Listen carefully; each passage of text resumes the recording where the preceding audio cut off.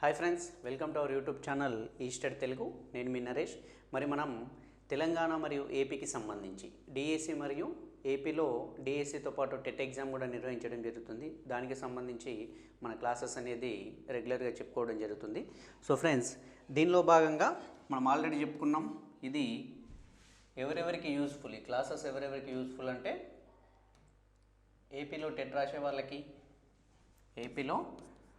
వాళ్ళకి, అదేవిధంగా డిఎస్సి రాసే వాళ్ళకి, మరియు తెలంగాణలో డిఎస్సి రాసేటటువంటి అభ్యర్థులకు, అదేవిధంగా సీటెట్ రాసే వాళ్ళకి, దీంతోపాటు సెంట్రల్కి సంబంధించి స్టాఫ్ సెలక్షన్ కమిషన్ కానివ్వండి, ఎస్ఎస్సి కానివ్వండి, అదేవిధంగా ఎన్టీపీసీ కానివ్వండి, ఇతరత్ర ఎగ్జామ్స్ ఎప్పుడున్నా కానీ వాటికి కూడా చాలా యూజ్ అవుతాయి. సో ఫ్రెండ్స్, ఎవరైతే కొత్తగా మన ఛానల్ని చూస్తున్నారో వాళ్ళు సబ్స్క్రైబ్ చేసుకోండి, వీడియోని చూసే వాళ్ళు లైక్ చేయండి, మీ ఫ్రెండ్స్కి షేర్ చేయండి.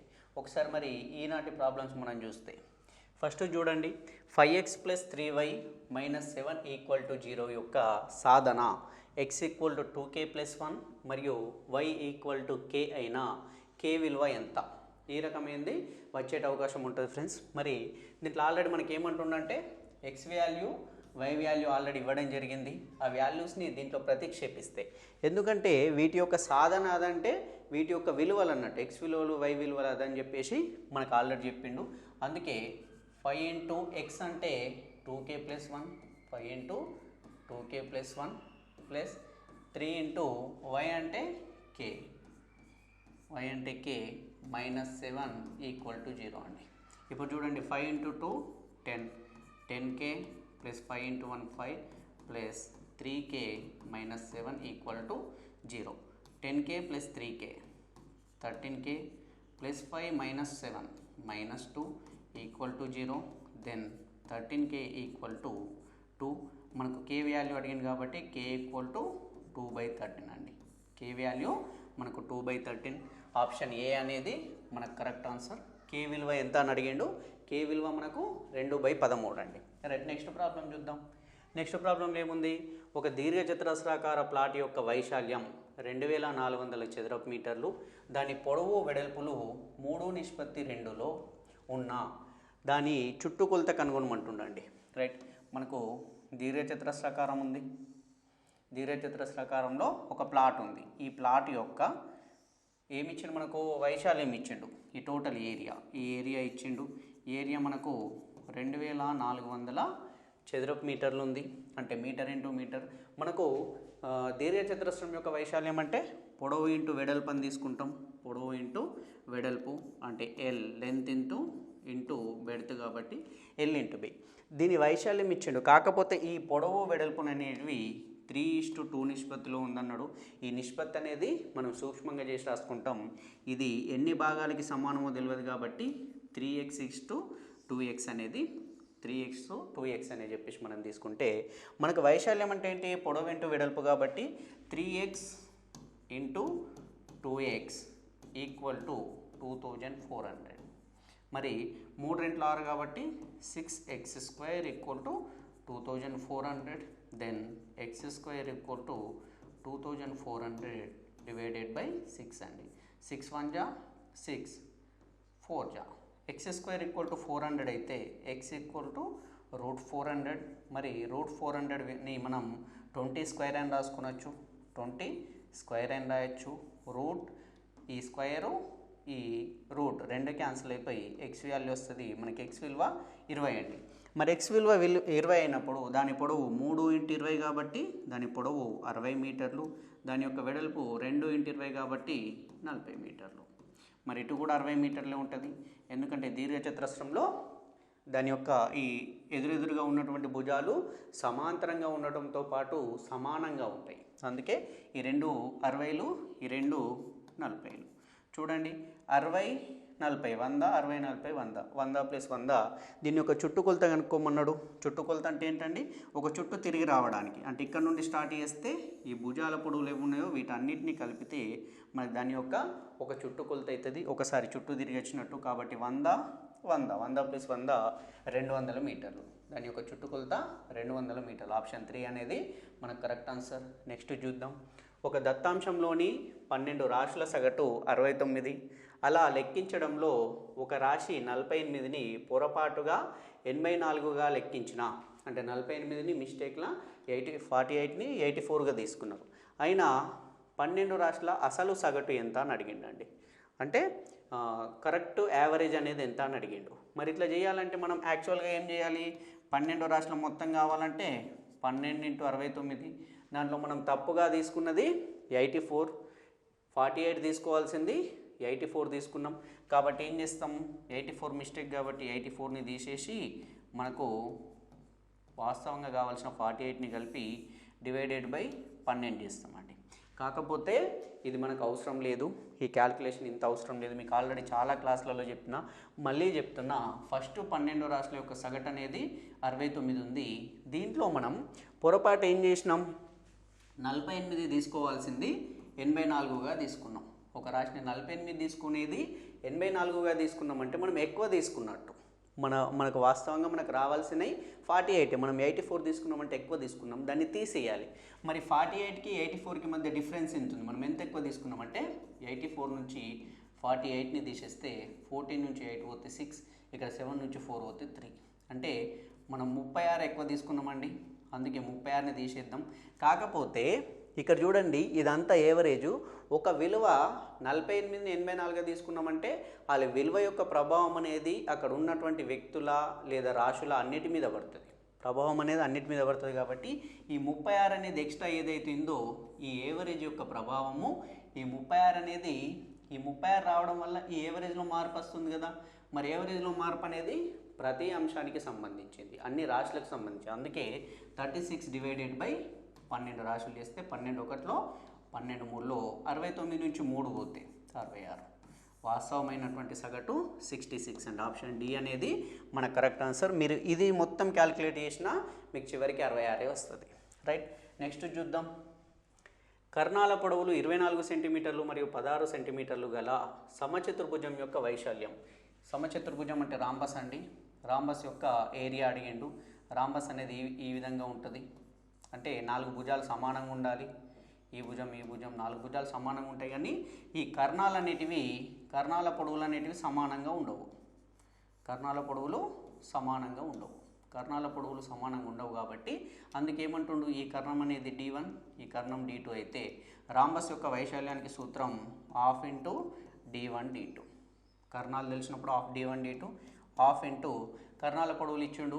ఒకటి 24 సెంటీమీటర్లు, ఇంకోటి 16 సెంటీమీటర్లు. అప్పుడు దీని యొక్క ఏరియా ఆఫ్ ఏ రాంబస్ అనేది 2 12 24 కాబట్టి 16 × 12, 16 రెంట్ల 32కు 2 చేతుల 3, 16 ఒకట్ల 16, 3 19, 192 చదరపు సెంటీమీటర్ లేదా సెంటీమీటర్ స్క్వేర్ 192. ఆప్షన్ ఏ అనేది కరెక్ట్ అండి. కాకపోతే చూడండి, మనకు సింపుల్ అనిపించవచ్చు, నాన్ మ్యాథ్స్ వాళ్ళు ఉన్నారు కాబట్టి చెప్తున్నా, మనకి ఇది ఇప్పుడు సింపుల్ అనిపిస్తుందండి. కాకపోతే చతుర్భుజాలలో ఏవేవైతే రకాలు ఉన్నాయో ప్రతి రకానికి సంబంధించినటువంటి చతుర్భుజం యొక్క వైశాల్యాలు, మరి వాటి యొక్క చుట్టుకొలతలు ఇస్తే ఎట్లా, లేదా వాటి కర్ణాలు ఇచ్చినప్పుడు వైశాల్యం కనుక్కోవడం ఎట్లా, ఇదంతా మనకు పర్ఫెక్ట్ తెలిసి ఉండాలి. ఎందుకంటే ఎగ్జామ్ సెంటర్కి వెళ్ళగానే ఈ సూత్రాలని కనుక మనం బట్టి పట్టుకొని పోతే అక్కడికి వెళ్ళిన తర్వాత సూత్రాలని చూసి ఒకదానికి ఒకటి రాసేసి కన్ఫ్యూజ్ అవుతూ ఉంటాం. కన్ఫ్యూజ్ అయ్యి ఏమంటే మనకు వచ్చే ఆన్సర్ రాకుండా వేరేది వస్తుంది. కాబట్టి అందుకే జాగ్రత్తగా ఉండండి. సూత్రాలన్నింటినీ కూడా గుర్తుపెట్టుకోవడానికి ప్రయత్నించండి. కాన్సెప్ట్ ఓరియంటెడ్గా గుర్తుపెట్టుకోవాలండి. బట్టి పట్టద్దు. రాంబస్ అంటే ½ D1 D2 లేదా ½ H × A + B లేదా ½ A1 + A2 ఇట్లనా అంటే ఇవన్నీ మనం ఏం చేస్తాం, బట్టి పడితే కన్ఫ్యూజ్ అవుతూ ఉంటాం. బట్టి పట్టకండి. మన ప్రీవియస్ క్లాసెస్ ఉన్నాయి. క్లాసెస్ ఒక్కసారి మీరు చతుర్భుజాలకి సంబంధించిన క్లాస్ అనేది కొత్త వినేవాళ్ళు ఉంటే ఒక్కసారి ప్రీవియస్ క్లాసెస్ చూస్తే మీకు కాన్సెప్ట్ ఓరియంటెడ్గా వైశాల్యము, చుట్టుకొలతలు అవన్నిటి గురించి చెప్పడం జరిగింది. కాబట్టి ఒక్కసారి కొత్త వాళ్ళైతే ప్రీవియస్ క్లాసెస్ చూడండి. రైట్, నెక్స్ట్ చూద్దాం. ట్రయాంగిల్ PQRలో యాంగిల్ P = 3 × యాంగిల్ Q మరియు యాంగిల్ R = 2 × యాంగిల్ Q అయినా ఆ త్రిభుజంలోని 3 కోణాలు ఏవేవి అంటుండండి. మనకు ఒక ట్రయాంగిల్ ఉంది, ట్రయాంగిల్ PQR అనేది ఉంది. ఈ ట్రయాంగిల్ PQRలో మనకేమంటుండో యాంగిల్స్ ఉన్నాయి, 3 యాంగిల్స్ ఉంటాయి కదా. యాంగిల్ P అనేది 3 × యాంగిల్ Q అంటుండు. అదేవిధంగా యాంగిల్ R అనేది 2 × యాంగిల్ Q అంటుండు. దీని నుంచి మనకి ఏం కనుక్కోమంటుండు, యాంగిల్ P విలువ, Q విలువ ఆర్ విలువ కనుక్కోమంటాడు. మరి ఫస్ట్ దాని నుంచి కాసేపు ఈ యాంగిల్ గుర్తుని మర్చిపోదామండి, మనకు ఈజీగా తెలవడానికి. పీ ఈక్వల్ టు 3Q అవుతుంది, అదే ఆర్ ఈక్వల్ టు 2Q అవుతుంది. దీని నుండి మనం ఏమని రాయొచ్చండి, నిష్పత్తి వచ్చేటట్టు రాసుకుంటే P equal to 3 into Q కదా, Qని ఇటు తీసుకొస్తే ఇది ఇక్కడ 3ని Q అనేది గుణిస్తుంది, ఇటేస్తే భాగిస్తుంది. P/Q equal to 3. మరి బై ఏం లేదంటే 1 ఉన్నట్టే కదా, బై ఏం లేదంటే 3/1 అన్నా ఓన్లీ 3 అన్నా కానీ ఒకటేనండి. అంటే 3ని 1తోని గుణించిన, 1తోని భాగించకపోయినా అంటే 1తోని భాగించినట్టే. రైట్, ఎందుకంటే మన కన్వీనియంట్ కోసం రాసుకుంటున్నాం. R ఈక్వల్ టు 2Q అన్నాడు, అప్పుడు R/Q ఈక్వల్ టు 2/1 అవుతుంది. R/Q ఈక్వల్ టు 2/1 ఏం లేదు కాబట్టి 1 అనుకుంటున్నాం, ఎందుకంటే మనకు Q అనేది రేషియో తెలియదు. ఇప్పుడు దీన్ని నిష్పత్తి రూపంలో రాస్తే P/Qని P/Q అనేది 3:1 అని రాసుకునొచ్చు. మరి ఇక్కడ చూడండి, ఈ రెండిట్లలో కామన్గా ఉన్నటువంటి నిష్పత్తి దేనిది వచ్చింది, రెండిట్లలో అంటే Qది వచ్చింది. అందుకే మనము A/B, B/Cల నిష్పత్తులు తెలిస్తే A/B/C నిష్పత్తి ఎలా కనుక్కోనో చాలా క్లాసులలో విన్నాం. అదేవిధంగా R/Q అనేది 2/1 అయితే Q/R అనేది 1/2 అవుతుందా లేదా, ఎందుకు మనకు నెక్స్ట్ QRలో వస్తే ఈజీ ఉంటుంది కాబట్టి. అందుకే 1/2 అంటే 1:2. నెక్స్ట్ Q/R అనేది 1:2 అండి. ఈ రెండిట్లలో కూడా Qని సమానం చేయాలి, ఆల్రెడీ సమానంగానే ఉంది. ఒకవేళ లేకపోతే సమానం చేసేవాళ్ళం. అంటే ఏమన్నట్టు P/Q/R అనేది 3:1:2 అండి. అంటే ఆ త్రిభుజంలోని కోణాలు అనేటివి 3:1:2 ఈ నిష్పత్తుల రూపంలో ఉంది. మరి త్రిభుజంలోని కోణాల మొత్తం మనకు తెలుసు 180 డిగ్రీలు.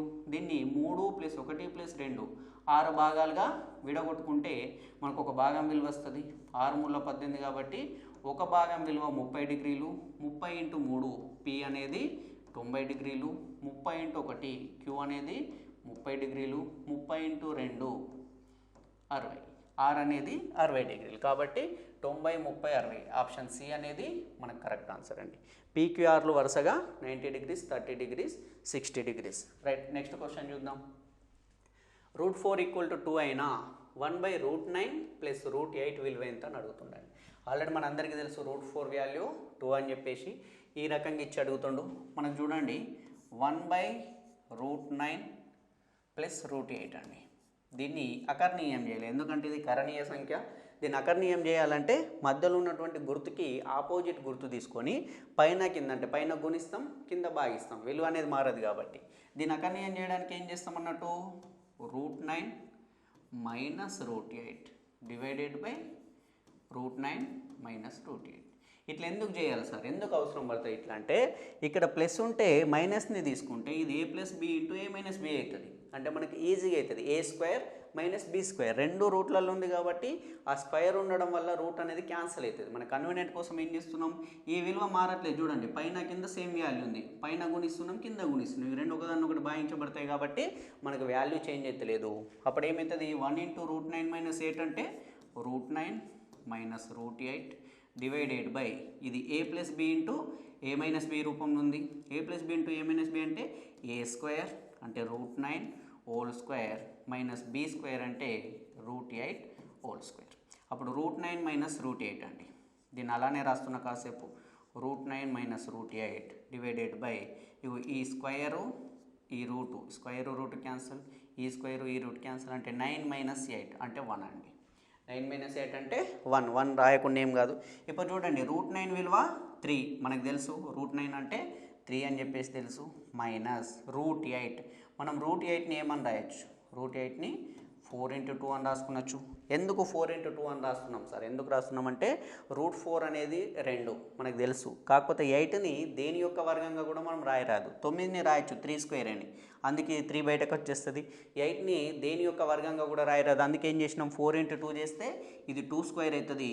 అప్పుడు 3 - 2 √2 అవుతుందండి. అంటే √8ని 2 √2 లాగా మనం మార్చుకున్నాం. అయితే ఇక్కడ ఒకటి గమనించండి, మీకు ఎప్పుడన్నా కానివ్వండి 1/something ఈ రూపంలో ఇస్తే మీరు చేయడానికి అంటే ఈజీగా ఉంటుంది. ఎందుకంటే ఇక్కడ ప్లస్ ఉంటే ఇక్కడ మైనస్ అనేది వచ్చేస్తుందండి.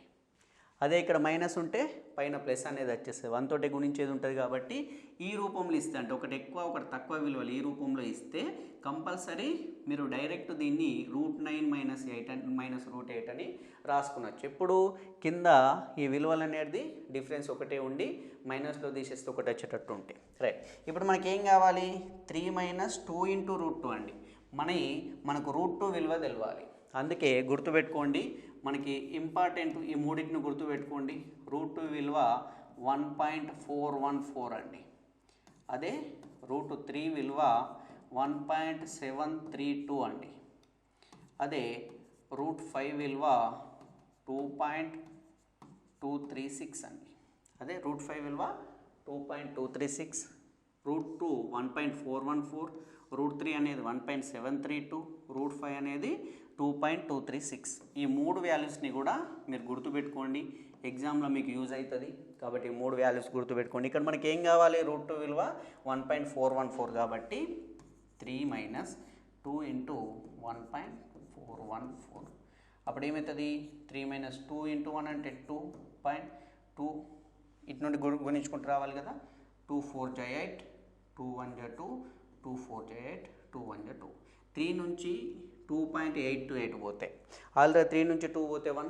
మళ్ళీ 8 to 8కి ఎంత కలిపితే 1కి ఈక్వల్ అవుతాయి? చూడండి, ఇక్కడ 2, ఇక్కడ 2 కలిపితే 10 అయింది కదా. ఇక్కడ 7, ఇక్కడ 1 అండి. అంటే 828కి 172 కలిపితే మనకు 1000 అవుతుందని తెలుస్తుంది. అంటే 1కి ఈక్వల్ చేస్తున్నాం. అంటే ఇది ఎంత తక్కువ ఉంది? 0.172. లేదా 3 నుండి 2.828ని తీసేసిన మనకి ఏమొస్తుంది? చివరికి 10 నుంచి 8 పోతే 2, 9 నుంచి 2 పోతే 7, 9 నుంచి 8 పోతే 1, 0.172. అంటే దీని విలువ అనేది ఆప్షన్ ఏ అండి, 0.172 అనేది మన ఆన్సర్. మీరు వీటిని గుర్తుపెట్టుకోవాలి. √2 విలువ, √3 విలువ అయితే కనీసం మనకు √5 వరకన్నా తెలిసి ఉండాలి. 1.414, 1.732, 2.236 అండి. ఈ విలువల్ని కనీసం ఈ 2 భాగాల వరకు 2.23 వరకన్నా ఇట్లన్నా గుర్తుపెట్టుకోవడానికి ప్రయత్నించండి, ఎగ్జామ్లో యూజ్ అవుతుంది. రైట్, నెక్స్ట్ చూద్దాం. 15.732 బార్, ఓన్లీ 32కే బార్ ఉందండి. నువ్వు p/q రూపంలో రాయగా, అంటే దీన్ని ఏమన్నట్టు అకర్ణీయ సంఖ్య రూపంలో రాయమంటుండు. మరి ఇట్లాంటిది ఆల్రెడీ గత క్లాసులలో చాలా చెప్పినాం. మన తెలంగాణలో టెట్ ఎగ్జామ్ జరిగేటప్పుడు దానికి సంబంధించి ప్రీవియస్ క్లాసెస్లలో చాలా జరిగింది. ఇట్లున్నప్పుడు ఏం చేయాలి సార్? ఏమీ అవసరం లేదు. ఫస్ట్ ఆ మొత్తం సంఖ్యను రాసేయాలండి. ఆ మొత్తం సంఖ్యని, పాయింట్ అనేది మర్చిపోయి, పైన బారుని మర్చిపోయి మొత్తం సంఖ్యను రాసుకోవాలి. అది 15,732. ఇప్పుడు దీని నుంచి ఏమంటే బార్ ఉన్నది కదా, బార్ ఉన్నటువంటి అంకెలు కాకుండా మిగిలినటువంటి అంకెలతో ఏర్పడే సంఖ్యని తీసేయాలి. ఇక చూడండి, బార్ అనేది 32కి ఉంది. బార్ లేనిది ఎంత? 157 కదా. ఈ 157ని తీసేద్దాం. తీసేస్తే 2 నుంచి 7 పోదు, అప్పు తెచ్చుకుంటే 12 నుంచి 7 పోతే 5 అండి. మళ్ళీ 2 మిగిలింది ఇక్కడ. మళ్ళీ 12 నుంచి 5 పోతే 7, ఇక్కడ అప్పు ఇచ్చాం కాబట్టి 6 నుంచి 1 పోతే 5, 15,575 డివైడెడ్ బై. ఇక్కడ చూడండి, డివైడెడ్ బై ఎందుకు పెట్టుకుంటున్నామంటే ఇప్పుడు మనం ఆ పాయింట్ తర్వాత ఉన్న దాన్ని బార్ని మొత్తం తీసేస్తున్నాం కదా. ఇప్పుడు ఏం చేయాలంటే పాయింట్ తర్వాత ఎన్ని అంకెలు ఉన్నాయి? పాయింట్ తర్వాత 3 అంకెలు ఉన్నాయి. ఎన్నిటికి బార్ ఉంది? 2టికి బార్ ఉంది కాబట్టి 2 అంకెలకి 2 9లు తీసుకోండి. బార్ లేనిది ఎంత? 1 కదా, అది 0 తీసుకోండి. ఇదే అండి మన ఆన్సర్, 15,575/990. ఇది చాలా సింపుల్. ఇదే వీడియోని ఇది కొత్తగా చూసిన వాళ్ళైనా కానీ దీన్ని ఒక 2-3 సార్లు చూడండి. మీకు ఎలాంటి టిపికల్ ప్రాబ్లం వచ్చినా కంపల్సరీ మీకు ఆన్సర్ దొరుకుతుంది. కాబట్టి దీంట్లో ఆప్షన్ ఏముంది? ఆప్షన్ డి అండి. ఆప్షన్ డి అనేది మనకు correct answer, 15,575/990. Right, next problem చూద్దాం. సంవత్సరానికి ఏ రేటు వంతున 6,000 రూపాయలు 1.5 సంవత్సరాలలో 1,800 రూపాయల వడ్డీనిచ్చును. ఇక చూడండి, చక్రవడ్డీ అని చెప్పేసి మనకు చెప్పలేడండి. అంటే ఏమంటుండు? 6,000 రూపాయలట ఒకరికి వడ్డీగా ఇస్తే 1 సంవత్సరం నరకి 1.5 ఇయర్స్కి 1.5 సంవత్సరాలకి మనకి 1,800 రూపాయల వడ్డీ వస్తుందండి. మరి ఈ ప్రాబ్లమ్ని ఎట్లా చేయాలి సార్? ఈ ప్రాబ్లమ్ని ఎట్లా చేయాలంటే సింపుల్గా అండి. చూడండి, మనకు 1.5 సంవత్సరం అంటే దీన్ని ఏమని రాయొచ్చండి 2 1 2 + 1 3/2 3/2 సంవత్సరాలకి మనకు 1800 వడ్డేస్తే 1 ఇయర్కి ఎంత 3/2 ఇయర్స్కి 1800 వస్తే 1 ఇయర్ది కావాలంటే ఏం చేస్తామండి 1800 డివైడెడ్ బై 3/2 అప్పుడు ఏమవుతుంది ఇది 1800 ఇంటూ 2/3 అవుతుంది. సార్ ఎందుకు ఇట్లా రాసుకున్నాం 3/2 ఎందుకు రాసినాం సార్ నాకు అర్థమైతే లేదు సార్ అనే వాళ్ళకి చూడండి మనకు 6 వస్తువుల ధర 30 రూపాయలు అయితే ఒక వస్తువు ధర ఎంత అనేది మనకు కావాలనుకోండి ఏం చేస్తామండి 6 వస్తువుల ధర 30 రూపాయలు ఒక వస్తువు ధర కావాలంటే ఏం చేస్తాం ఈ 30 రూపాయలని 6 వస్తువులతో భాగిస్తామా లేదా అప్పుడు ఏమవుతుంది ఈ 6 1లో 6 5లో ఒక వస్తువు ధర 5 రూపాయలు అంటే ఏం చేస్తాం ఇక్కడ వస్తువులు ఇక్కడ ధర ఇచ్చినప్పుడు ఈ మొత్తాన్ని ఎప్పుడు కూడా ఈ సంఖ్యతో భాగిస్తే మనం ఒకదానికి కావాల్సింది వస్తుంది ఎప్పుడు కూడా. అట్లనే ఇది 3/2 ఇయర్స్కి 1800 మనకు ఓన్లీ 1 ఇయర్కి కావాలి. ప్రతి ఏ విలువనైనా ఒకటితోటే పోల్చుకుంటాం. శాతమైనా వస్తువులైనా దేనైనా మనం ఏమంటాం 100 రూపాయలు, అక్కడ 100 ఉండొచ్చు సంఖ్య కానీ దాన్ని రూపాయితోనే పోలుస్తాం. 1,00,00,000 రూపాయలు, 1,00,00,000ని కూడా రూపాయితోనే పోలుస్తాం. అట్లని ఇక్కడ 1 ఇయర్తోనే పోలుస్తున్నాం. అందుకే ఏం చేస్తాం 1800 divided by 3/2 30 divided by 6 ఎట్లయిందో 1800 divided by 3/2 ఈ 3/2 అనేది పైకి వెళ్తే 2/3 అవుతుంది మనకు తెలిసిందే. అప్పుడు ఏమన్నట్టు 3 1లో 3 6లో 2 0 కాబట్టి 6 2 12 అంటే ఒక సంవత్సరానికి 1200 వడ్డీ అవుతుందండి. మనం ఏం చేస్తాం వడ్డీ రేట్ ఎప్పుడు కూడా సంవత్సరానికే తీసుకుంటాం. అందుకే 1.5 ఇయర్ ఇస్తే మనం 1 ఇయర్కి ఎంత అవుతుందో కనుక్కుంటున్నాం. లేదంటే ఇంకా ఆలోచిస్తే మీరు చూడండి మనకు 1.5 సంవత్సరానికి అంటే హాఫ్ ఇయరే కదా, half year plus half year 1 year plus half year 1.5 ఇయర్కి 1800 అయింది. అంటే హాఫ్ ఇయర్కి ఎంత అవుతుందండి 1 2 3 3 భాగాలు ఉన్నాయి కదా కాబట్టి దీన్ని డివైడెడ్ బై 3 చేస్తే ఇగో హాఫ్ ఇయర్కి 600 మళ్ళీ హాఫ్ ఇయర్కి 600 మళ్ళీ హాఫ్ ఇయర్కి 600 మనకు 1 ఇయర్ది కావాలి కదా. ఏదైనా లెక్క చేసేటప్పుడు వడ్డీ రేట్ అనేది 1 ఇయర్కి కావాలి కాబట్టి ఈ 1 ఇయర్ది చూస్తే 1200 అవుతుందండి. ఇట్లా కూడా చూసుకోవచ్చు. మరి 6,000 రూపాయలకి ఒక సంవత్సరానికి 1,200 రూపాయలు వడ్డీ అయితే వడ్డీ రేట్ ఎంత 6,000 రూపాయలకి సంవత్సరానికి 1,200 రూపాయలు వడ్డీ అయింది. వడ్డీ రేట్ ఎంత అంటే ఇక్కడ మనం ఆలోచించాల్సిన విషయం ఈ 1,200 అనేది 6,000లో ఎంత శాతమో అంతే శాతం మనం వడ్డీ వేసినట్టు. చూడండి నేను ఒకరికి ఎగ్జాంపుల్ 1,000 రూపాయలు ఇచ్చిన అతనికి సంవత్సరానికి 10% వడ్డీ అని చెప్పినండి. అంటే నేను 1,000 రూపాయలు ఇచ్చినప్పుడు సంవత్సరం తర్వాత అతను ఏం చేస్తాడు 10% అంటే నాకు 100 రూపాయలు ఇస్తాడా లేదా. అదే 2 సంవత్సరాలకి 10% అంటే నాకు 200 రూపాయలు ఇస్తాడు లేదా. 3 సంవత్సరాలు అంటే 300 రూపాయలు ఇస్తాడు. అట్లనే అంటే ఏమన్నట్టు నాకు ఒక నెల కాగానే 600కి అంటే ఒక సంవత్సరం కాగానే నా 1000 రూపాయలకి అతను 100 రూపాయలు నాకు వడ్డీ తెచ్చి ఇచ్చిండంటే దాని అర్థం నేను ఎంత శాతం తీసుకున్నట్టు 10%. మరి ఆ 100 రూపాయలు అనేది నా 1000లో 10% కదా నా అసలుకి 10% వడ్డీ అనేది 100 కదా. అట్లని 600కి ఎంతో కొంత శాతం అనేది 1,200. ఆ శాతం తెలవాలంటే ఏం చేస్తాం 1,200 డివైడెడ్ బై 6,000 ఇంటూ శాతం కావాలి కాబట్టి ఇంటూ 100 చేస్తాం. ఈ 2 0 ఈ 2 0 ఉంది, ఈ 0 ఉంది 6 1 6 2 2 ఇంటూ 10 20 కాబట్టి అతను ఇచ్చినటువంటి వడ్డీ రేట్ అనేది 20%. ఆప్షన్ ఏ అనేది మనకు కరెక్ట్ అండి. అతను ఇచ్చినటువంటి వడ్డీ అనేది 20% వడ్డీకి అతను ఆ డబ్బుని ఇవ్వడం జరిగింది. రైట్ ఇట్లా చూసుకోవాలండి. ఎందుకంటే ఇక్కడ మనకు సూత్రాలతో సంబంధం లేదు.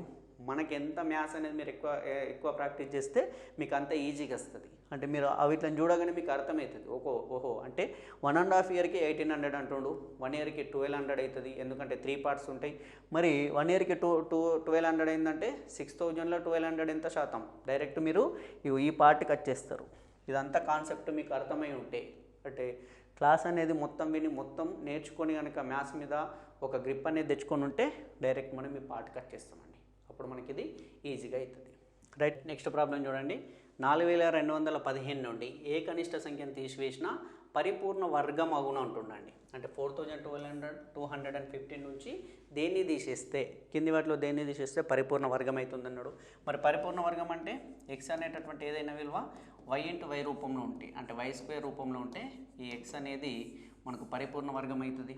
మరి ఇట్లా తెలవాలంటే 4215కి దగ్గరగా ఏ వర్గ సంఖ్య ఉందనేది మనకు కావాలండి. అది రావాలంటే ఫస్ట్ చూడండి, ఫర్ సపోజ్ 50 అనుకోండి. 50 ఇంటూ 50 వేస్తే 5 5 జా 25 కాబట్టి 2500 అవుతుంది.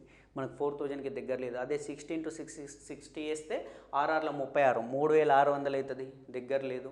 70 ఇంటూ 70 వేస్తే 7 49 4900 అవుతుంది, అది అంటే దాటిపోయింది.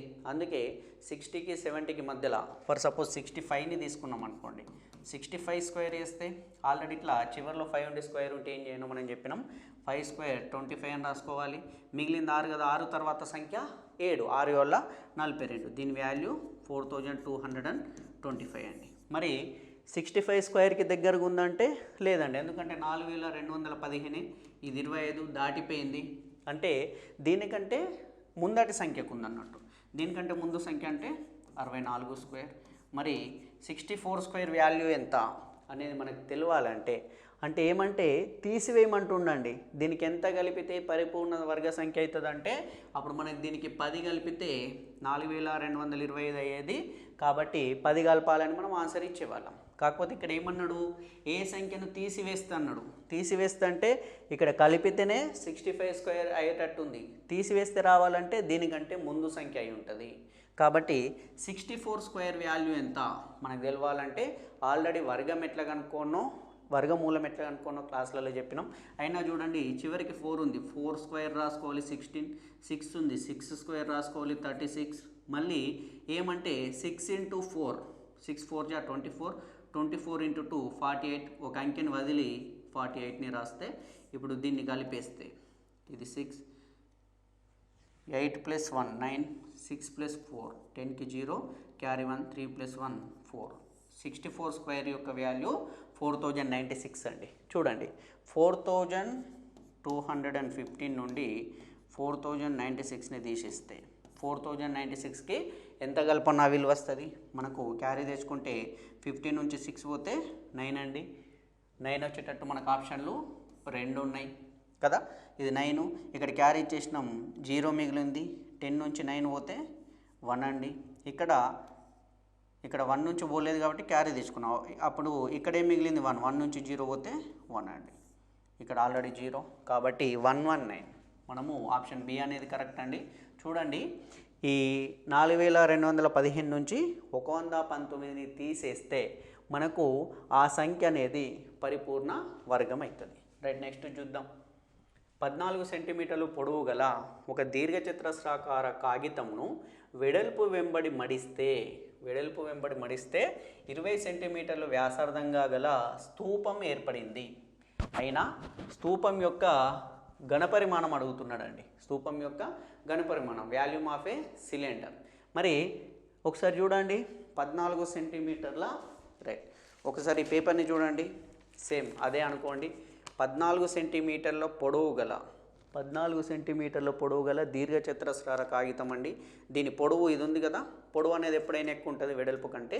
ఈ పొడవు 14 సెంటీమీటర్లు అనుకున్నాం. దీన్ని ఏమంటుండు, దీన్ని వెడల్పు వెంబడి మడిస్తే అంటుండండి. పొడవు వెంబడి మడిస్తే మనం చూడండి, పొడవు వెంబడి మడవడం అంటే ఇట్లా అండి, ఇట్లా పొడవు వెంబడి మడవడం. మనకేమన్నాడు, వెడల్పు వెంబడి మడిస్తే, వెడల్పు అనేది ఇది కదా, కాబట్టి దీని వెంబడి మడిస్తే, ఇట్లా మడిస్తే,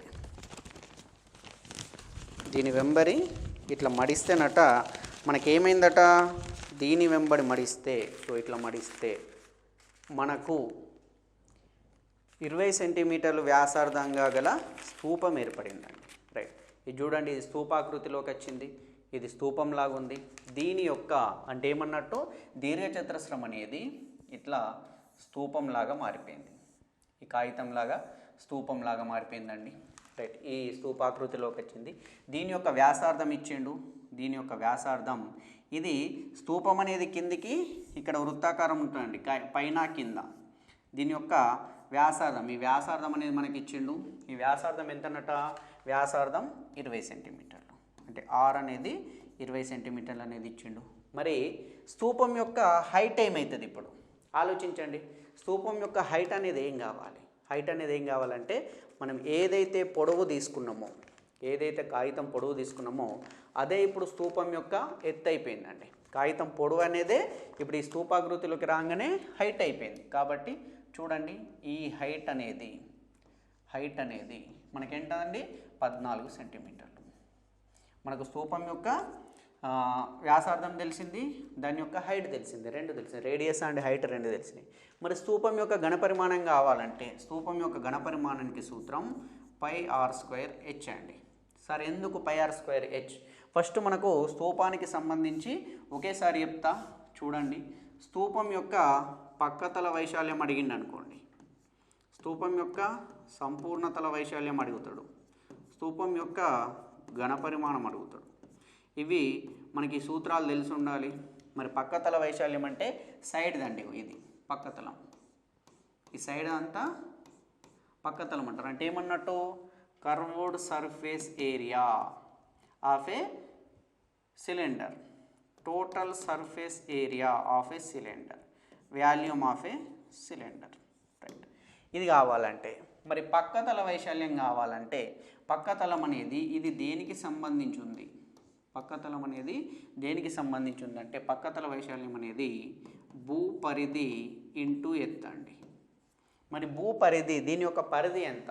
భూ యొక్క పరిధి, దీనికి ఇది భూమి అనేది వృత్తాకారంలో ఉంది, వృత్త పరిధి అవుతుంది. వృత్త పరిధి 2πr కాబట్టి ఇగో 2πr ఇంటూ దీని యొక్క ఎత్తు 2πr ఇంటూ h. ఎందుకు ఎత్తు తీసుకుంటున్నాం సార్? ఎందుకంటే ఈ పక్కతలం అనేది ఇంత డిస్టెన్స్లో ఉంది, ఇగో ఇక్కడ వరకు ఉంది, ఇక్కడ నుంచి ఇక్కడ వరకు ఉంది పక్కతలం. కాబట్టి ఇది ఉన్నటువంటి హైట్ అనేది హెచ్కి సమానం, అది ఉన్నటువంటి ఈ పొడవు అనేది హెచ్కి సమానం. కాబట్టి 2πrలు హెచ్ వరకు ఉన్నాయి, 2πrh. అంటే స్తూపం యొక్క పక్కతల వైశాల్యం 2πrh.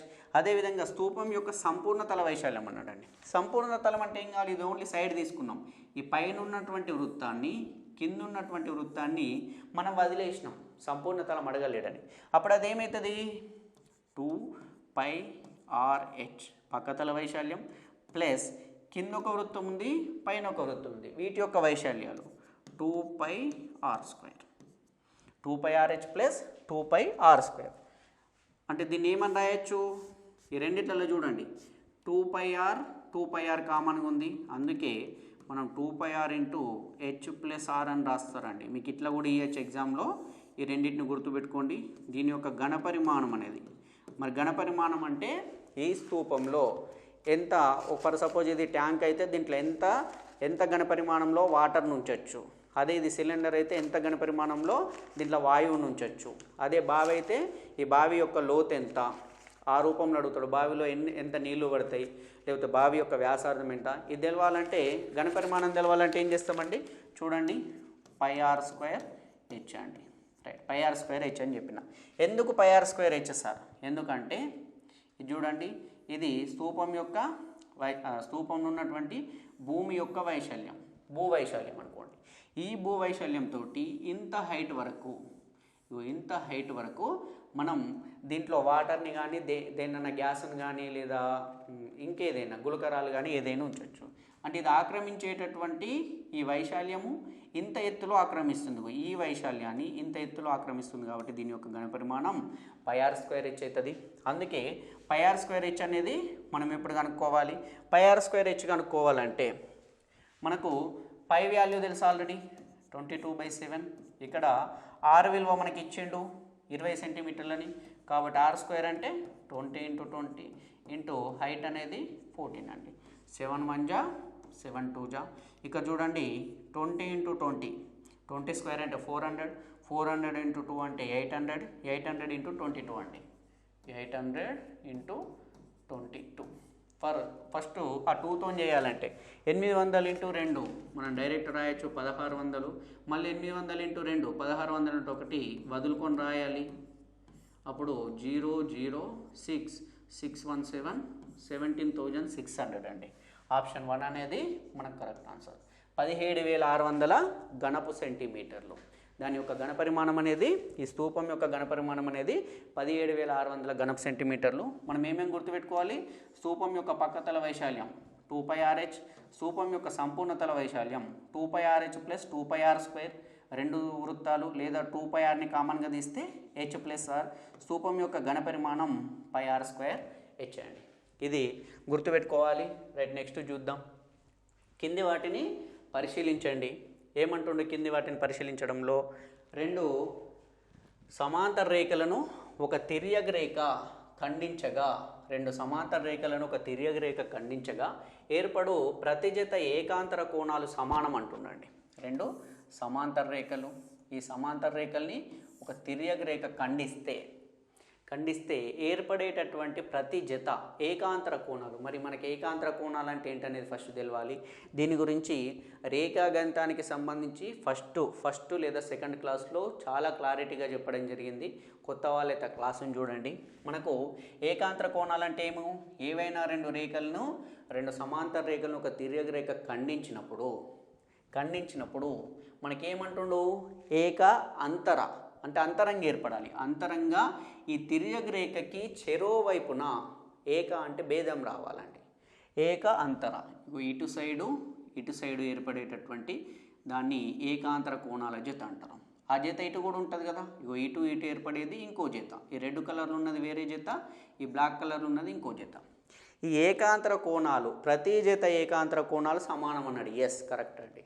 ఇది ఇట్లా ఏర్పడినప్పుడు ఇది యాంగిల్ 1, ఇది 2, ఇది 3, ఇది 4 అనుకుంటే angle 1 equal to angle 3, angle 2 equal to angle 4 అవుతుందండి. రైట్, కాబట్టి ఆప్షన్ ఏ అనేది మనకు కరెక్టు. ఆప్షన్ బి ఏమి ఇచ్చిండు? రెండు రేఖలను ఒక తిర్యక్ రేఖ ఖండించగా ఏర్పడు ఏకబాహ్య కోణాలు సమానమైతే ఆ రేఖలు ఖండన రేఖలు అన్నాడండి. రెండు రేఖలను ఒక తిర్యక్ రేఖ ఖండిస్తే ఏకబాహ్య కోణాలు సమానమైతే ఆ రేఖలు ఖండన రేఖలు కావండి, సమాంతర రేఖలు అయితే. మనం ఆల్రెడీ క్లాస్లో చెప్పుకున్నాం. అంటే సేమ్ ఇదే అండి. ఇప్పుడు ఏక బాహ్య కోణాలు అన్నాడు. బాహ్య అంటే ఇటు ఒక కోణము, ఈ కోణము, బాహ్య కోణాలు ఇవి. మళ్ళీ ఇటు సైడ్ ఏర్పడేది బాహ్యం, ఇటు సైడ్ ఏర్పడేది అంటే తిర్యక్ రేఖకు చెరో వైపున బాహ్యంగా ఏర్పడేది ఏకబాహ్య కోణాలు, చెరో వైపున అంతరంగా ఏర్పడేటి ఏకాంతర కోణాలు. మరి ఏకబాహ్య కోణాలు సమానమైతే, ఇవి సమానం ఎప్పుడైతాయి? ఈ రెండు రేఖలు సమాంతర రేఖలు అయినప్పుడు మాత్రమే సమానమవుతాయి. కనుక మనకు ఆప్షన్లో ఖండన రేఖలను ఇచ్చిండు కాబట్టి ఈ బి అనేది తప్పండి. రైట్, నెక్స్ట్ లాస్ట్కి ఏమన్నాడు? రెండు రేఖలను ఒక తిర్యక్ రేఖ ఖండించినప్పుడు తిర్యక్ రేఖకు ఒకే వైపున గల అంతర కోణాలు సంపూరకాలు అంటుండండి. రెండు రేఖలని ఒక తిర్యక్ రేఖ ఖండించినప్పుడు మరి ఇప్పుడు తిర్యక్ రేఖకు ఒకే వైపున గల కోణాలు, అంతర కోణాలు, వీటిని సహా అంతర కోణాలు అంటారండి. ఈ విధంగా రెండు సమాంతర రేఖలను ఒక తిర్యక్ రేఖ ఖండిస్తే తిర్యక్ రేఖకు ఒకే వైపున చూడండి, ఇటు సైడ్ ఉంటే ఇటు సైడు ఈ కోణాలు ఏమైతాయి? ఈ ఒకే వైపున గల అంతర కోణాలు, వీటిని సహాంతర కోణాలు అన్నాం. ఈ సహాంతర కోణాలు అనేటివి సంపూరకాలు అవుతాయి. అంటే ఏమన్నట్టు? ఈ కోణం కలిపితే ఆ రెండింటి మొత్తం 180 డిగ్రీస్ అవుతుంది. ఈ కోణాలు సంపూరకాలు. ఈ కోణాలు సంపూరకాలు అయితే ఆ రేఖలు సమాంతర రేఖలు. ఎస్, కరెక్ట్ అండి. ఆ రేఖలు సమాంతర రేఖలు. ఇప్పుడు దీంట్లో ఎవి సరైనవి అంటుండండి. ఏ మరియు సి సరైనది కాబట్టి ఆప్షన్ ఏ అనేది మనకు కరెక్ట్ ఆన్సర్. దీని మీద ఎవరికన్నా ఇంకా ఫుల్ క్లారిటీ కావాలంటే రేఖాగణితానికి సంబంధించి మనకు రేఖాగణితం అనే టైటిల్ తోటి వీడియోస్ ఉన్నాయండి, వాటిని చూడండి, ఫుల్గా క్లారిటీ వస్తుంది. రైట్, నెక్స్ట్ ప్రాబ్లం చూద్దాం. వరుసగా 3 7 యొక్క గుణిజాల మొత్తం 777 అయినా వాటిలో అతిపెద్ద గుణిజం ఎంత అండి? రైట్, వరుసగా 3 7 యొక్క గుణిజాలు అన్నాడు.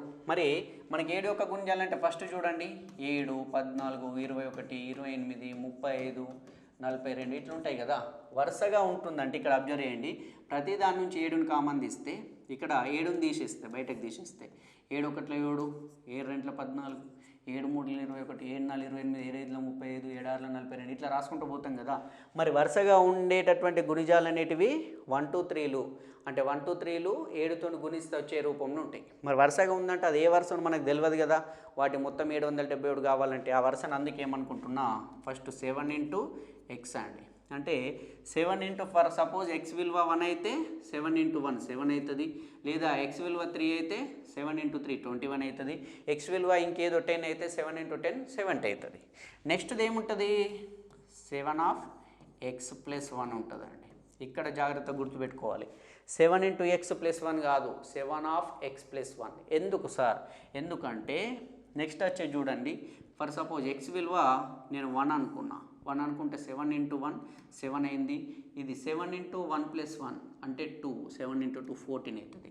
ఇట్లా రాయకుండా మనం 7x ప్లస్ 1 అని రాస్తే తప్పు అవుతుంది. ఎందుకు సార్? ఎందుకు అవుతుంది అంటే 7 ఇంటూ ఇప్పుడు ఎక్స్ని 1 అనుకున్నా కదా, 7 ఇంటూ 1 7 ప్లస్ 1 8 అవుతుంది. మన ఆన్సర్ తప్పు అవుతుంది. అందుకే మనం ఏం చేయాలి, 7 ఆఫ్ ఎక్స్ ప్లస్ 1. ఇది ఎక్స్ అయితే నెక్స్ట్ గుణిజం ఎక్స్ ప్లస్ 1 అవుతుంది. చూడండి, ఇది ఎక్స్, ఇది ఎక్స్ ప్లస్ 1, ఇది ఎక్స్ ప్లస్ 2 ఈ రూపంలో ఉంటుందా లేదా? ఇది 1 అయినప్పుడు 1 1 ప్లస్ 1 2 1 ప్లస్ 2 3 ఈ రూపంలో ఉంటుంది. మన నెక్స్ట్ సంఖ్య ఎట్లా ఉంటుంది 7 ఆఫ్ ఎక్స్ ప్లస్ 2. మనకేమన్నాడు ఈ 3 గుణిజాల మొత్తం, అందుకే ఏం చేస్తున్నాం వీటిని కలిపినాం. ఈ 3 గుణిజాల మొత్తం అనేది 777 అంటుండండి. అయితే చూడండి, కలిపిన దాంట్లో ప్రతి దాంట్లో 7 అనేది కామన్గా ఉంది, అందుకే నేను 7ని బయటకు తీసి ఇది X plus 1 plus X plus 2 అని రాసుకునొచ్చు కదా, ఎందుకంటే 7 బయటకు వచ్చింది. 7 into X 7x, 7 into X plus 1 7 into X plus 2 equal to 777. మరి ఇది ఇటు గుణిస్తుంది కదా 7, అటు పోతే భాగిస్తుంది కదా, భాగించడం అంటే ఇది క్యాన్సిల్ చేసుకోవచ్చు కదా. 7 1 జా 7 1 జా 7 1 జా. ఇప్పుడు X plus X plus X 3x plus 1 plus 2 అంటే 3, 3x plus 3 equal to 111, 3x equal to 111 minus 3 అంటే 108. అప్పుడు x ఈక్వల్ టు 108/3 అండి. 108/3 చేస్తే 3 3 జా 9, 1 మిగిలింది, 3 6 జా 18. కాబట్టి ఎక్స్ విలువ మనకి ఎక్స్ విలువ తెలిసింది 36. ఎక్స్ విలువ 36 అంటే చూడండి మనకు ఆ సంఖ్యలు ఎట్లున్నాయి 7x 7 of x plus 1 7 of x plus 2. మనకేం అడిగిండు వాటిలో పెద్ద గుణిజం ఏది? పెద్దది ఏదండి? ఎక్సా x plus 1 x plus 2? X plus 2 అనేది పెద్దది కాబట్టి 7 ఇంటూ ఎక్స్ విలువ 36 ప్లస్ 2, 7 ఇంటూ 38 అండి మనకు కావాల్సింది. 38 ఇంటూ 7 చేస్తే 7 8 జా 56, 5 7 3 జా 21 ప్లస్ 5 26, 266 అనేది మనకు ఆన్సర్ అండి. రైట్, ఆ సంఖ్యల్ని ఫస్ట్ రాసుకోవడం మనకు తెలవాలి, దీంట్లో వేరేదేం లేదండి. 7x 7 of x plus 1 7 of x plus 2. Right, next problem చూద్దాం. నెక్స్ట్ ఏముంది, ఒక సంచిలో ₹50 ₹20 ₹10 నోట్లు 5:9:4 నిష్పత్తిలో ఉన్నాయి. వాటి విలువ 2350 రూపాయలు అయినా ఆ నోట్ల సంఖ్య ఎంత? అంటే ఆ నోట్ల యొక్క మొత్తం సంఖ్య అడుగుతుండండి. మరి దీన్ని ఎట్లా చేయాలి సార్? సంచిలో మనకు ఉన్నటువంటి నోట్లు చూడండి, 50 రూపాయల నోట్లు ఉన్నాయి, 20 రూపాయల నోట్లు ఉన్నాయి, 10 రూపాయల నోట్లు ఉన్నాయండి.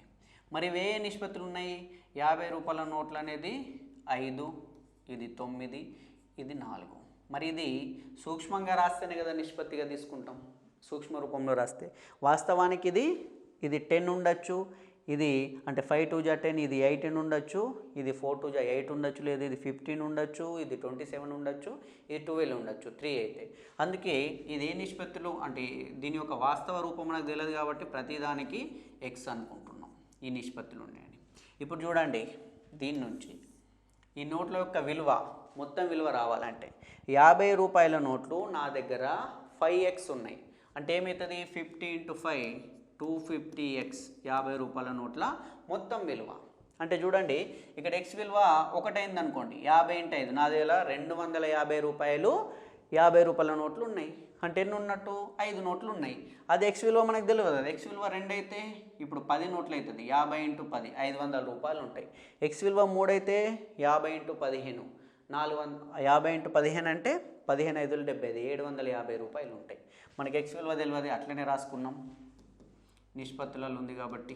ఇప్పుడు 20 × 9 180x ఇవి నిష్పత్తి, 10 × 4 40x అండి. ఇవి ఆ నోట్ల యొక్క మొత్తం విలువలు మనకు వచ్చింది. ఒక్కొక్క నోటుకి ఎంత విలువ ఉంది పైన రాసుకున్నాం, అట్లాంటి ఎన్ని నోట్లు ఉన్నాయి ఎక్స్ల రూపంలో కింద రాసుకున్నాం. మనకు మొత్తం రావాలంటే ఒక్కొక్క నోట్ యొక్క విలువ ఇంటూ నోట్ల సంఖ్య మొత్తం విలువ. మనకేమి ఇచ్చిండు? మొత్తం విలువ. ఇగో ఈ మొత్తం విలువ అంటే వీటిని కలిపేస్తున్నాం ఇప్పుడు. ఈ మొత్తం విలువ 2350 అంటుండండి. అంటే ఇవి కలిపితే చూడండి 250, 180, 40. 180, 40 220. 220ని 250 కలిపితే 470. x ఈక్వల్ టు 2350 అండి. రైట్. ఇక్కడ చూడండి మనకి x విలువ కావాలంటే 2350 డివైడెడ్ బై 470. ఈ జీరో క్యాన్సల్. లేదంటే ఫస్టే చూడండి కన్ఫ్యూజ్ కాకుండా ఉండాలి. 47 అనేది మనకు 47 ఎక్కం రాదు కదా సార్ అనుకునే వాళ్ళు ఒక్కసారి ఇక్కడ ఉన్నటువంటి లాజిక్ని అర్థం చేసుకోండి. కాసేపు ఈ జీరోని మర్చిపోండి. పైన 235 ఉంది, కింద 470 ఉంది. అంతే. దాని అర్థం ఏంటండి? 470లో సగం 235 అవుతుందా కాదా ఆలోచించండి. మనకి ఇట్లాంటి ప్రాబ్లం ఇచ్చినప్పుడు ఎక్కడొక దగ్గర మనకి సింపుల్గా వచ్చేటట్టు ఎగ్జామినర్ ఇస్తాడండి. దాన్ని మనం పసిగట్టాలి. 470లో సగం 235 అంటే ఏమన్నట్టు 235 1 జా, 235 2 జా. ఇక్కడ 0 ఎక్స్ట్రా ఉంది కాబట్టి 0 రాసుకున్నాం. అంటే ఇది 10 అయింది. ఇప్పుడు 2 1 జా, 2 5 జా. అంటే యాక్చువల్గా ఏమవుతుంది?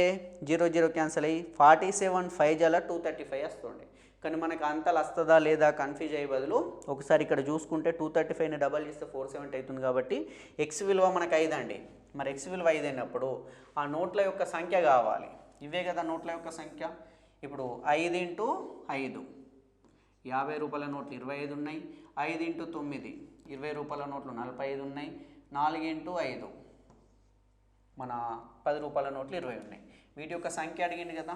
ఇప్పుడు ఈ నోట్ల యొక్క సంఖ్య అనేది వీటిని కలిపిస్తే 25 ప్లస్ 45 70, 70 ప్లస్ 20 90 అండి. మనం ఇక్కడ ఆప్షన్స్ ఇవ్వలేం కదా. రైట్. వీటి యొక్క సంఖ్య అనేది 90 అండి. 90 అనేది మన ఆన్సర్ అవుతుంది.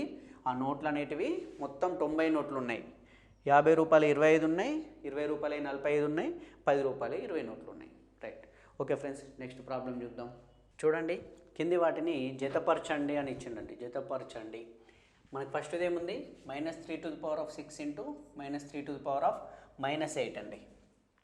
-3⁶ ఇంటూ -3⁻8 అండి. మనకు ఒకటి తెలవాలి, a⁻m ఉంటే దాన్ని 1/a⁻m అని రాసుకుని వచ్చండి. అంటే ఫస్ట్ మనకి ఇది తెలవాలి. ఇక్కడ చూద్దాం. -3⁶. ఇక్కడ భూములు రెండు సమానమైనయండి. భూములు సమానమైనప్పుడు మనకి ఇంకోటి ఏముంటుంది?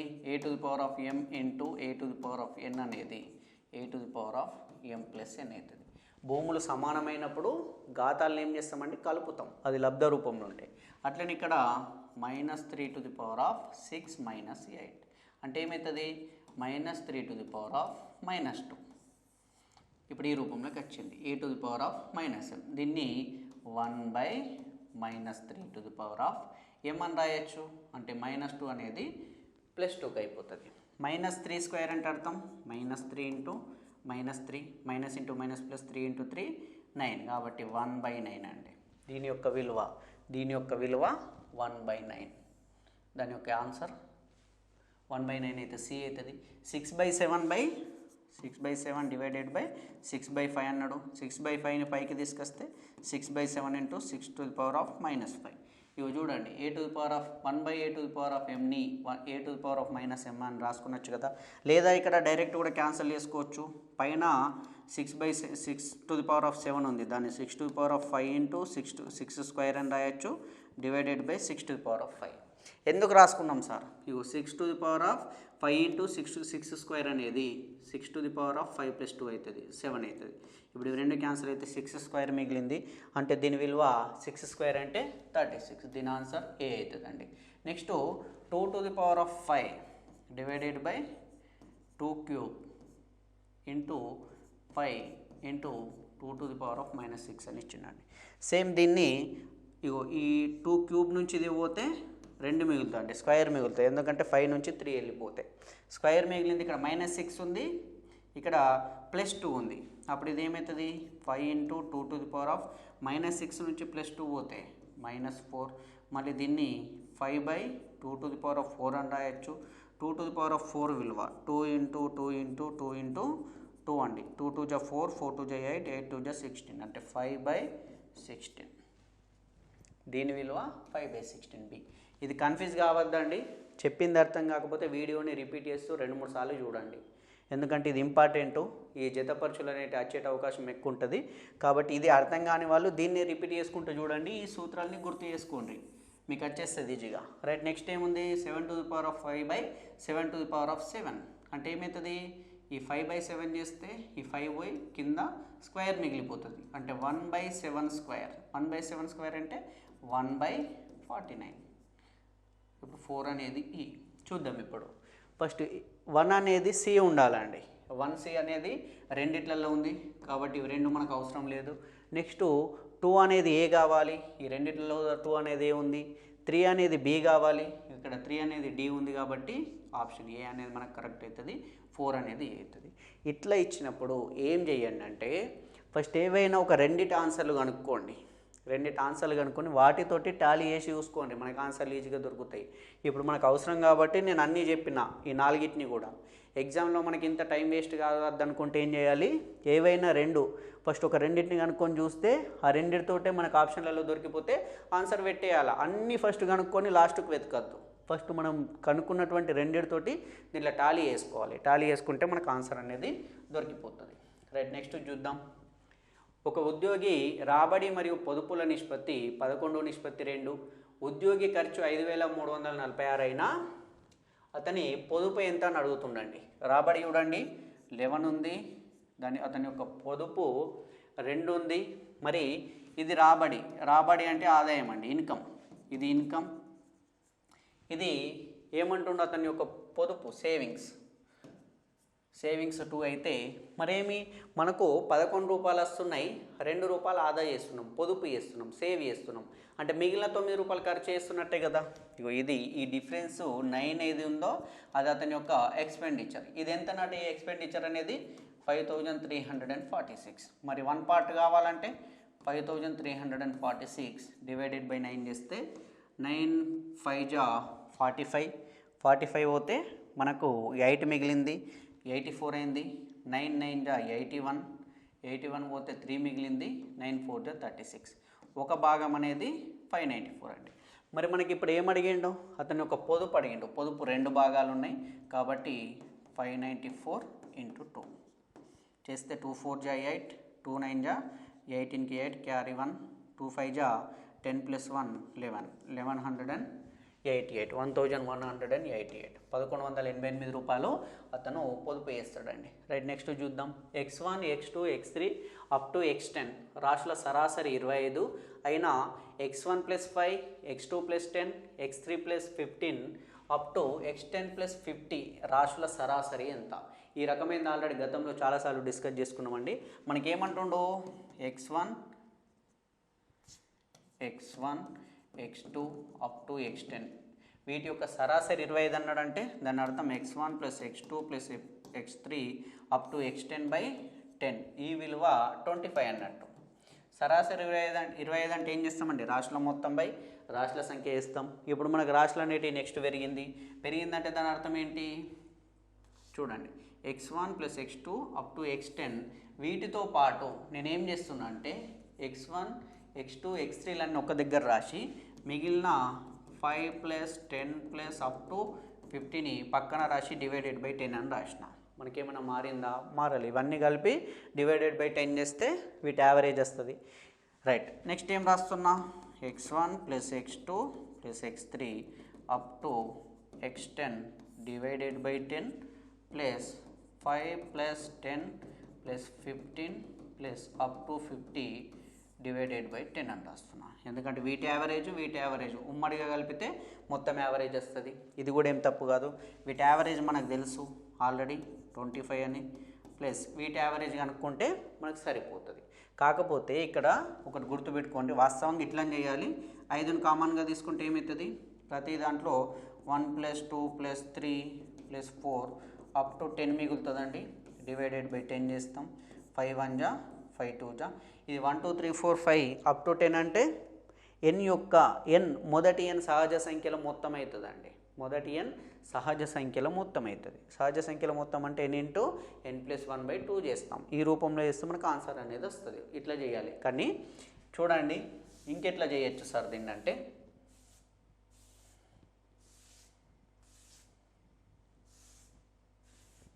ఎలాగంటే ఫస్ట్ ఆల్రెడీ ఇప్పుడు మనకు కావాల్సింది ఇవిడిది కదా, మనకు ఈ x1 నుంచి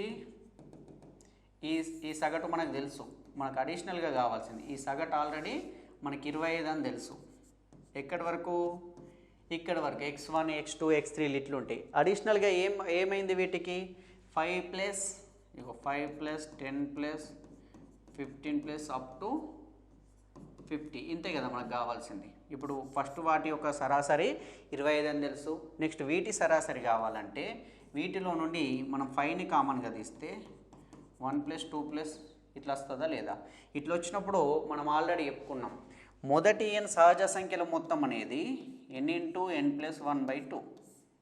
మరి వీటి యొక్క సగటు మొదటి n అంటే n అంటే 10 అయితే 10 సంఖ్యల సగటు, 20 అయితే 20 సంఖ్యల సగటు, 30 అయితే 30. సగటు కావాలంటే ఏం చేస్తామండి? రాశుల మొత్తం బై రాశుల సంఖ్య చేస్తాం కదా. మరి ఇక్కడ రాశులు అనేటివి ఇవి n కదా, అందుకే డివైడెడ్ బై n చేస్తే n క్యాన్సల్ అవుతుంది. అంటే ఏమన్నట్టు, మొదటి n సహజ సంఖ్యల సగటు n+1/2 డైరెక్ట్. అందుకేమి ఇక్కడ 5ని కామన్గా తీస్తే 25 ప్లస్ 5 ఇంటూ మొదటి 10, ఇక్కడ 1 2 3 4 ఇక్కడ 10 వరకు వస్తాయి కదా, 5 10 50, 5ని కామన్ తీస్తే మొదటి 10 సహజ సంఖ్యల సగటు, ఇది 10 ప్లస్ 1/2 11/2 అండి. అప్పుడు ఇది ఏమవుతుంది 25 ప్లస్ 11 5 55/2. అప్పుడు ఇది ఏమవుతుంది 25 ప్లస్ 55/2 చేస్తే 27 ఇంటూ 27 54 అవుతుంది. 1/2 అంటే 0.5 27.5 అండి. చూడండి 55లో సగం అంటుండు, 27 54 అవుతుంది. 0.5 ఇంటూ 2 చేస్తే 1 అవుతుంది. కాబట్టి ఈ 25 ప్లస్ 27 52.5. దీని యొక్క ఆన్సర్ అనేది 52.5 అండి. మనం ఫస్ట్ ఏం లేదండి, దీన్ని ఇట్లనే ఉంచుకోవాలి. నెక్స్ట్ దీనిలోకి 5ని కామన్ తీస్తే ఇవన్నీ 1 2 3 రూపంలోకి పోతుంది. మొదటి n సహజ సంఖ్యల సగటు n+1/2. సహజ సంఖ్యల మొత్తం n ఇంటూ n+1/2 n ఉంటుండే, ఈ n క్యాన్సల్ చేస్తాం రాశుల మొత్తం బై రాశుల సంఖ్య కోసం. అప్పుడు n+1/2 అవుతుంది. డైరెక్ట్ 11/2 చేస్తే మనకు ఆన్సర్ అనేది వస్తుంది. రైట్, నెక్స్ట్ చూద్దాం. కింది వాటిని పరిశీలించండి. స్తూపం సంపూర్ణ తల వైశాల్యం 2πRh అంటుండండి. స్తూపం సంపూర్ణ తల వైశాల్యాన్ని, స్తూపం ఘనపరిమాణం πr² అంటాడు. మనం ఇందాకనే చెప్పుకున్నాం, స్తూపం యొక్క సంపూర్ణ తల వైశాల్యం అనేది 2πRh ప్లస్ 2πr². అంటే స్తూపం యొక్క వక్రతల వైశాల్యము మరియు 2 భూ వైశాల్యాలు. ఈ 2πRh అనేది స్తూపం యొక్క పక్కతల వైశాల్యం, వక్రతల వైశాల్యం. దీనికి ఇగో ఈ కింద ఉన్నటువంటి వృత్తము, పైన ఉన్న వృత్తం, ఈ రెండింటి వైశాల్యాలు కలిపితే స్తూపం యొక్క సంపూర్ణ తల వైశాల్యం వస్తుంది. ఇది మనకు అక్కడ ఇవ్వలేడు. మరి స్తూపం యొక్క ఘనపరిమాణం πr²h అంటే భూ వైశాల్యం ఇంటూ ఎత్తు. కాబట్టి దీనిలో కేవలం బి మాత్రమే సరైందండి. బి మాత్రమే సరైంది, ఏ సరైంది కాదు. మనకు ఇట్లాంటిది కూడా ఎగ్జామ్లో వచ్చేటటువంటి అవకాశం ఉంది. అందుకే సూత్రాల మీద కంప్లీట్ నాలెడ్జ్ ఉంచుకోండి. ఏది ఎందుకైంది అనేది ఫస్ట్ ప్రశ్నించుకోవాలండి. సూత్రాలని బట్టి పడితే మనకు గుర్తుండదు ఇది ఎందుకు అవుతుంది. మనకేం అడిగిండో, పక్కతలమా, పైదా, కిందిదా. పక్కతలం అడిగినప్పుడు ఈ పైన ఉన్నటువంటిది కింద ఉన్నటువంటిది మనకు అవసరం లేదు కదా. అందుకే ఇవి లేకుండా సూత్రం రావాలి. 2π ఓన్లీ పక్కతలం అడిగితే 2πRh, సంపూర్ణ తలం అడిగితే ఈ రెండింటిని కూడా కలిపి, ఘనపరిమాణం అడిగితే ఇది πr² తోటి ఇంత హైట్ వరకు ఉంది కాబట్టి πr² అవుతుంది. బి మాత్రమే కరెక్ట్ అండి. నెక్స్ట్ చూద్దాం. ఒక సంఖ్యను 2 భాగాలు చేయగా మొదటి భాగం రెండవ భాగం కన్నా 10 ఎక్కువ మరియు ఆ 2 భాగాలు, ఆ భాగాల నిష్పత్తి 5:3 అయినా ఆ సంఖ్య ఎంత అంటుండండి.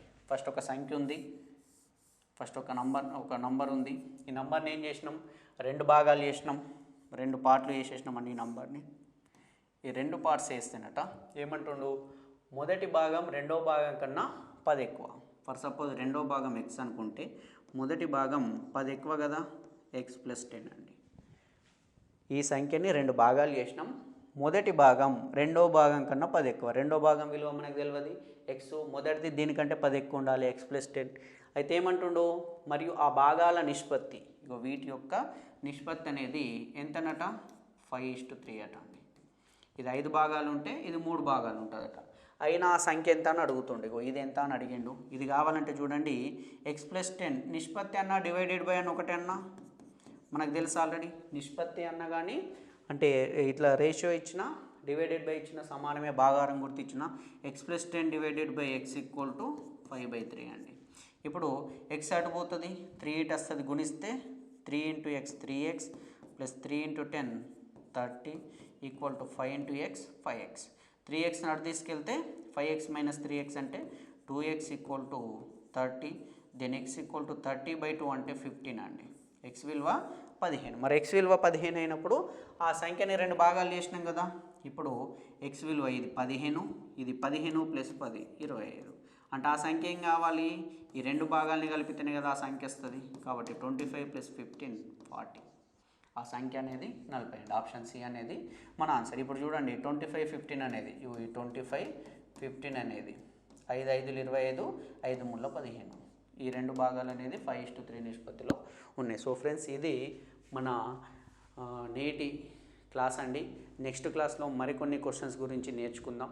మీకు అందరికీ చెప్పేది ఒకటే, క్లాసెస్ని రెగ్యులర్గా ఫాలో అవ్వండి. మెయిన్గా తెలంగాణ వాళ్ళకైతే ఆల్రెడీ డేట్స్ అనౌన్స్ చేసిండ్రు. ఇంకో 3-4 రోజుల లోపలనే మనకి ఎగ్జామ్స్ అనేటివి స్టార్ట్ అవుతున్నాయి కదా. అందుకే మంచి క్లారిటీగా ఉండండి, మీకు సబ్జెక్ట్ మీద నాలెడ్జ్ తెచ్చుకోండి.